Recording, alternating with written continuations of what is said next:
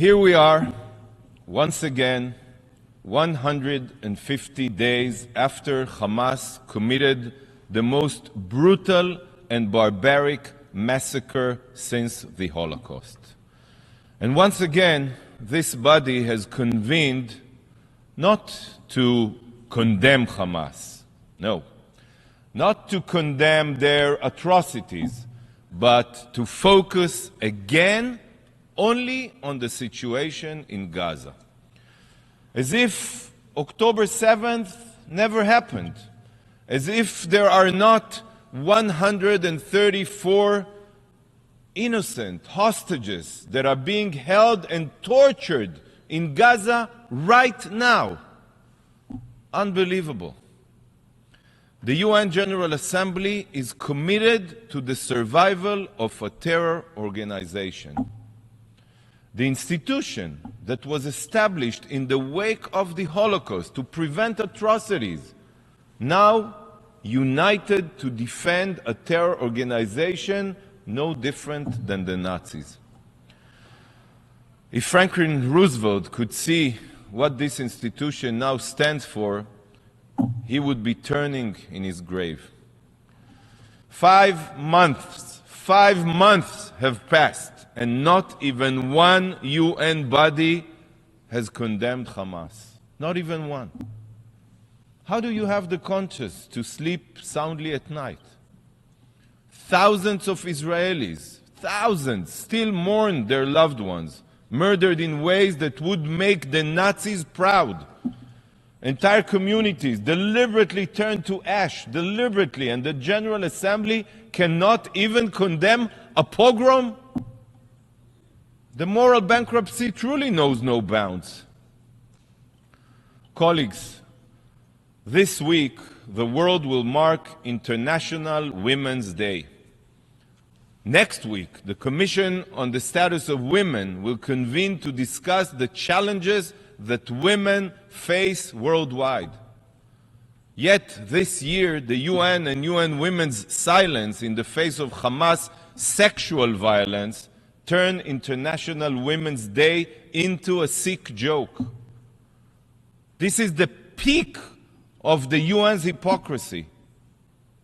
The UN claims to care about women. Yet, as we speak, right now, Israeli women are being raped and abused by Hamas terrorists. Where is the UN's voice? Where is your voice? Silence. Deafening silence. Sure, we have heard the empty words of UN officials calling for the release of the hostages. But have we seen any of them take action? Nothing. Zero. Deafening silence.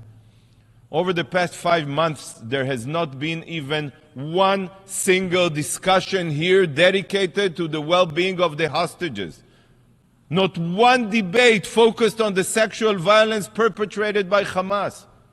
Not one UN panel on the rape and crimes against Israeli women. The UN should be ashamed of its silence. In the future, you won't be able to claim that you didn't know, just as the world claimed after the Holocaust, that you were not exposed to the suffering and horrors.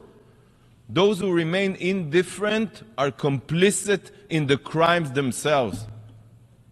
So today, right before International Women's Day, you will hear testimonies of the sexual atrocities that Israeli women are enduring because of the UN's apathy and indifference.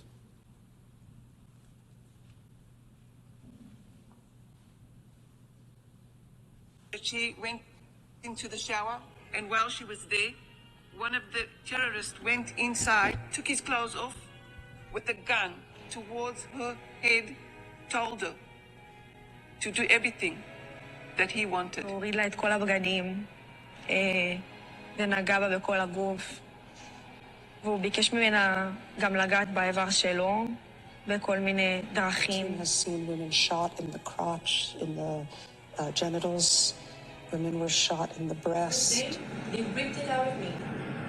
They literally ripped my clothes out of me. There were girls with a broken pelvis due to repetitive rapes. Their legs were spread wide apart in a split.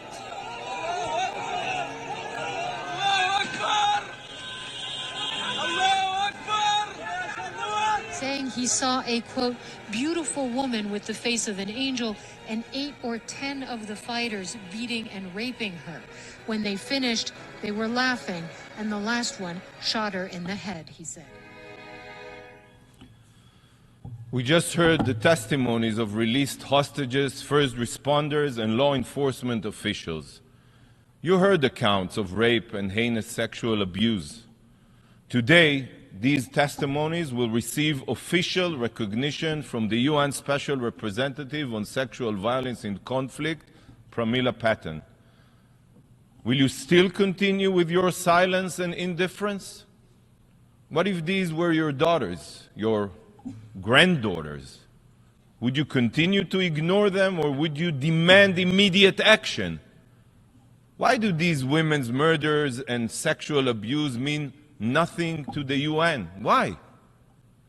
Colleagues, in mere hours, SRSG Patten will present her report on the sexual crimes that took place on October 7th. In her report, she will outline that during Hamas's attack, rape, gang rape, necrophilia, sexual violence, and forced defilement were carried out. The report will also highlight that Hamas terrorists sexually abused female hostages and that such acts are likely still ongoing. Will this wake you up? Will it change your priorities? Will you understand that the meaning of a ceasefire is basically abandoning these women to the sexual abusing Hamas monsters? Perhaps you will finally understand that the UN has become a collaborator with rapists and perverts. If the UN's deafening silence continues despite the findings in the report, this will definitely be the last nail in the UN's coffin. It will lose any remaining legitimacy. Colleagues, I call on the Secretary General and the Security Council to convene immediately to finally condemn Hamas's heinous crimes. Hamas must face unrelenting pressure to end their sexual violence and release all of the hostages immediately.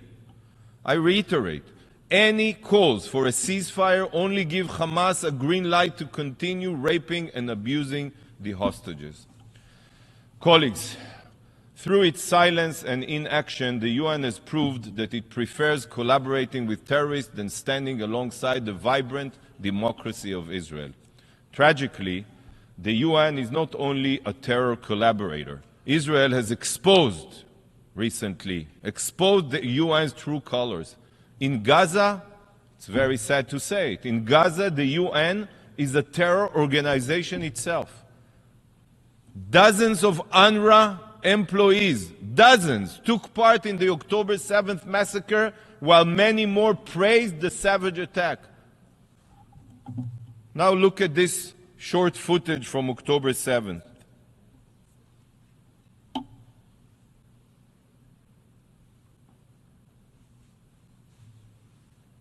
This is Faisal Ali Musallem El Naami, an UNRWA social worker, staffing the body of Jonathan Samarano into a truck to be taken to Gaza.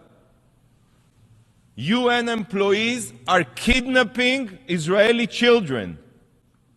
A Hamas data center was located underneath UNRWA headquarters, connected to UNRWA's power supply, and terror tunnels have been found underneath many UNRWA facilities.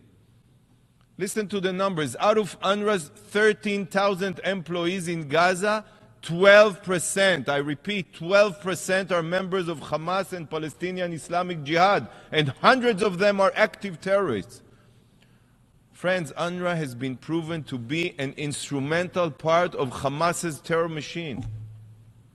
For years, Hamas has infiltrated and poisoned the organization.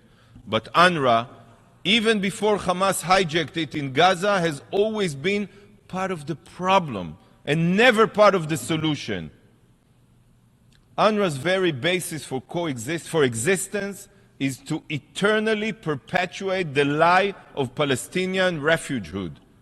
No other refugee population, no other, can pass their refugee status down through generations like a family heirloom.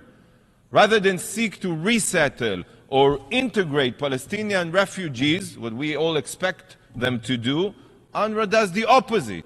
It ensures that a Palestinian refugee will forever remain a refugee, as will their children, grandchildren, and every following generation, until one day they can all storm into Israel to claim it for themselves, exactly as Hamas did on October 7th.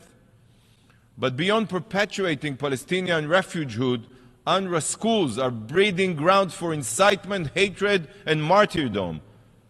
Numerous studies, have reported on the terror glorification, jihad encouragement, and anti-Semitism taught in UNRWA schools every day. UNRWA, with international financing, your financing, is grooming Palestinian children into terrorists. After all that has been exposed about UNRWA, it's very clear today.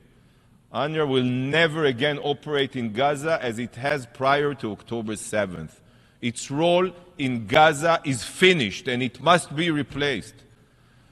UNRWA must be defunded and dismantled. Supporting UNRWA today is supporting Hamas. And whoever supports Hamas supports a future of bloodshed, not a future of peace and coexistence as we want to see in Gaza, in Israel, everywhere. Mr. President, while we hold this discussion in this hall, there are hostages being tortured, being abused, being defiled. This is not speculation. It is fact. This is the hellish reality that Israeli women and men have been suffering for nearly 5 months. And this organization's inaction is unforgivable. Yet, even worse than its inaction, the ceaseless calls for a ceasefire are clear proof that the UN prefers for the hostages' suffering to continue.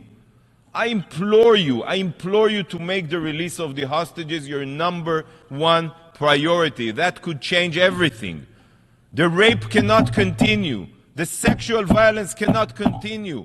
And Hamas's survival through a ceasefire cannot continue to be promoted, advanced here.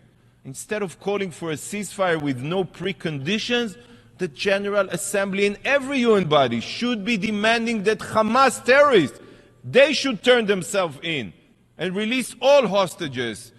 These are the only acceptable terms for a real ceasefire.